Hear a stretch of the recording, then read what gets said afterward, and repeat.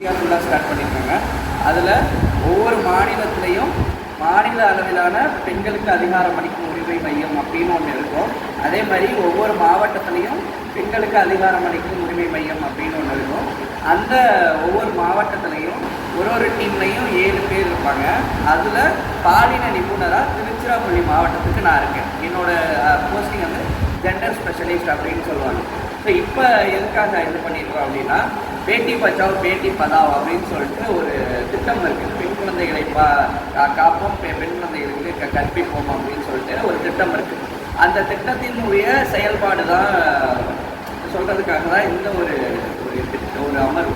So அப்போ வந்து இந்த திட்டம் வந்து எதற்காக தொடங்கப்பட்டுச்சு அப்படின்னா, இந்தியாவில் வந்து சைல்டு செக்ஸ் ரேஷியோ அப்படின்னு சொல்லுவாங்க, செக்ஷுவல் ரேஷியோ அட் பர்த். பெண் குழந்தைகளோட பிறப்பு விகிதம் வந்து 1000 பேருக்கு வந்து எத்தனை பெண் குழந்தைகள் இருக்காங்க அப்படின்னா 943. ஸோ அந்த மாதிரி தான் வந்து இருக்குது இந்தியாவுக்கு. தமிழ்நாட்டுக்கு எடுத்து பார்த்தீங்கன்னா 878 தான். 2022-23 தரவுகள் படி பார்க்கும்போது அது வந்து 872 தான். திருச்சிக்கு எவ்வளோ அப்படின்னு பார்த்தீங்கன்னா 933. சரிங்களா? ஸோ இந்த சைல்டு செக்ஸ் ரேஷியோ வந்து குறைஞ்சிக்கிட்டே இருக்குது அப்படின்னா, இப்போ நம்ம பெரும்பாலும் இந்த 90களில் பிறந்தவங்களுக்கு வந்து பொண்ணு கிடைக்க மாட்டேது அந்த மாதிரிலாம் சொல்கிறாங்களே. ஸோ அது எல்லாமே இதுதான் பிரதிபலன். என்னன்னா, ஒரு 10 வருஷம் 20 வருஷத்துக்கு முன்னாடி பெண் குழந்தையாக இருந்தால் என்ன பண்ணுவாங்க, ஒன்றே வயிற்றுலே கண்டுபிடிச்சாங்கன்னா அபார்ஷன் பண்ணிடுவாங்க. அதுக்கப்புறம் தாண்டி வந்தாங்க அப்படின்னா, இந்த குழந்தைங்களுக்கு வந்து பெண் குழந்தையாக பிறந்தாங்க அப்படின்னா கள்ளிப்பால் கொடுத்து கொள்ளுவாங்க. ஸோ இந்த மாதிரி முன்னாடி பண்ணதுனால அதோட விளைவு வந்து இப்போ பொண்ணே கிடைக்க மாட்டேங்குது. ஓகேங்களா? ஸோ அதுதான் இப்போ முன்னாடி பண்ணதுக்கு விளைவு தான் இப்போ நம்ம அனுபவிச்சிருக்கோம். அப்போ இந்த பிறப்பு விகிதத்தை அதிகரிக்கணும் அப்படின்னு சொல்லிட்டு தான் சென்ட்ரல் கவர்மெண்ட்டு ஸ்டேட் கவர்மெண்ட்டு நிறைய ஸ்கீம்ஸ்லாம் வந்து பண்ணிகிட்டு இருக்காங்க. அதில் மிஷன் சக்திக்கு கீழே 2 ஸ்கீம், 2 பிரிவு, ஒன்று சம்பல், சமர்த்தியா அப்படின்னு சொல்லிட்டு அந்த இந்த மிஷன் சக்தி எதுக்கு ஆரம்பிக்கப்பட்டதுன்னா, safety, security and empowerment of women. ஓகேவா? பாதுகாப்பு, அதுக்கப்புறம் வந்து அவங்கள வந்து இன்னும் மேம்படுத்துறதுக்காக, பெண்களை வந்து பாதுகாத்து மேம்படுத்துறதுக்காக இந்த திட்டம் வந்து ஆரம்பிக்கப்பட்டது. அந்த திட்டத்தில் ஒன்று தான் வந்து சரிங்களா, அந்த திட்டத்தை அந்த மிஷன் சக்தி கீழே தான் எல்லாமே வரும். ஒருங்கிணைந்த சேவை மையம் சகி அப்படின்னு சொல்லுவோம். நம்ம திருச்சியில் THல இருக்குது. இப்போ பார்த்தீங்கன்னா, இப்போ நம்ம ஃபிசியோதெரப்பி காலேஜுக்கு உள்ளார ஸ்டார்ட் பண்ணியிருக்கோம், நியூ பில்டிங் ஸ்டார்ட் பண்ணியிருக்கோம்.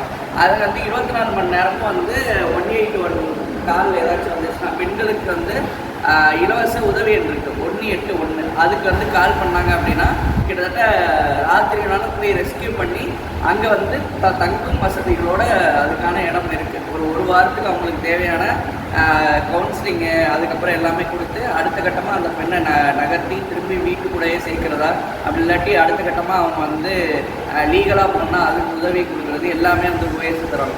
அதே மாதிரி நாங்கள் வந்து இப்போ மாவட்ட பெண்களுக்கு அதிகாரம் அளிக்கும் உரிமை மையம் DHEW, district hub for empowerment of women அப்படின்னு சொல்லுவாங்க.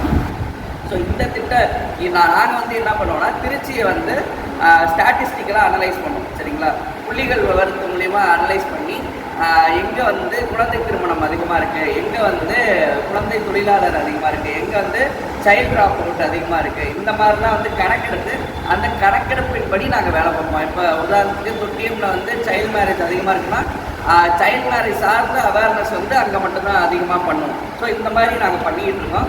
ஸோ இதுதான் இது. இப்போ பெண் குழந்தைகளை பாதுகாப்பு, பெண் குழந்தையை கற்பிப்போம் வந்து இப்போ வந்து 3 கட்டமாக, இது வந்து 3வது கட்டமாக போயிட்டுருக்கு. அப்போ முதல் கட்டம் என்ன அப்படின்னா, ஃபஸ்ட்டு அவங்களோட பிறப்பை வந்து உறுதி செய்கிறது. பெண் குழந்தைகளோட பிறப்பை வந்து உறுதி செஞ்சு, ஒருவேளை பெண் குழந்தைகள் வந்து பிறந்தாங்க அப்படின்னா அவங்களுக்கு வாழ்த்து மடல் அந்த மாதிரிலாம் வந்து சென்ட் பண்ணணும். அதுக்கப்புறம் அவங்கள பாதுகாப்புங்கிறதுக்காக இப்போ 3வது கட்டமாக உறுதி செஞ்சு அதை தொடர்ந்து பயணிச்சிருக்கோம். நீங்கள் வந்து மகளிர் உரிமை தொகை இல்லை புதுமை பெண் ஸ்கீமு இந்த மாதிரிலாம் பார்த்தீங்கன்னா 1000 ரூபா வந்து அவங்களோட டைரெக்டாக அக்கௌண்ட்டுக்கு போய் சேரும். அந்த மாதிரியான ஒரு ஸ்கீம். ஆனால் இது வந்து கொஞ்சம் அதுலேருந்து கொஞ்சம் மாறுபட்டு இருக்கும்.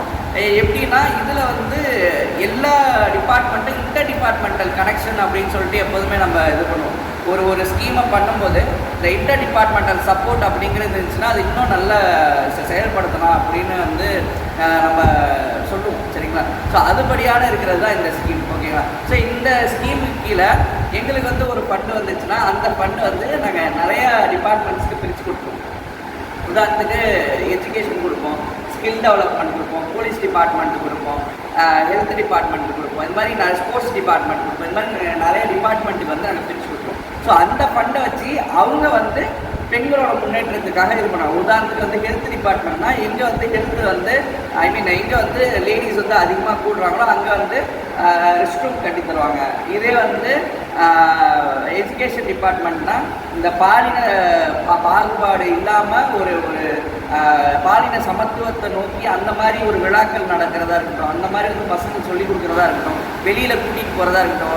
ஸோ இந்த மாதிரி பண்ணுவாங்க. போலீஸ் டிபார்ட்மெண்ட்னா இலவசமாக தற்காப்பு கலை, ஸோ இந்த மாதிரிலாம் பண்ணுவாங்க. இந்த மாதிரி ஒவ்வொரு டிபார்ட்மெண்ட்டும் இப்படி பண்ணுவாங்க. ஸோ இதுதான் வந்து ட்ரிபிள் இதோட சின்ன இது.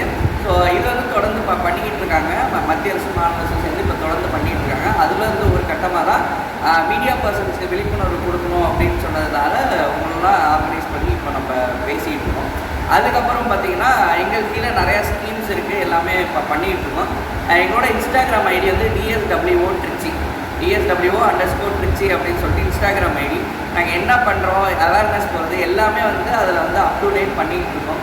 ஸோ வந்து இந்தியாவோட 4வது பெருந்தூண் அப்படின்னு சொல்லிட்டு ப்ரெஸ்ஸை தான் சொல்லுவாங்க. ஸோ நீங்கள் வந்து எங்களுக்கு வந்து அதை வந்து சப்போர்ட் பண்ணி கொண்டு போனால் இன்னும் கொஞ்சம் நல்லாயிருக்கும். ஸோ அது நாங்கள் பண்ணிக்கிட்டு இருக்கோம். இப்போ தொடர்ந்து அப்டேட் பண்ணிக்கிட்டு இருக்கோம். ஈவன் தமிழ் புதல்வர்கள் எல்லாமே அப்டேட் பண்ணிக்கிட்டு இருக்கோம். அதுக்கப்புறம் வந்து இதுக்கு உங்களோட சப்போர்ட் தேவை.